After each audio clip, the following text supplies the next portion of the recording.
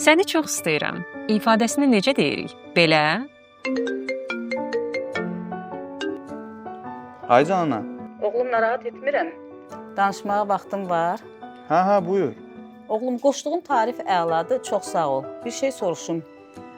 Bu dəqiqələri artırmaq olar. Bilirsən də, xala ilə çox danışırıq. Hə, olar, niyə olmur ki? Tarifin onsuz da 2 gün sonra yenilənəcək. Mən sənin tarifini növbəti aydan 1000 dəqiqə eləyərəm. Həll elədim. Bundan sonra daha rahat danışa bilərsiniz. Əlavə 50 GB-da internetin olacaq. İstəsən videolar da göndərə bilərsən. Hə, bu arada xalaya da məndən salam deyərsən. Əleyk salam. Yoxsa belə? Rayondan sinif yoldaşlarımla bir yerdə mənə çoxlu şəkillər göndərərsən. Yaxşı.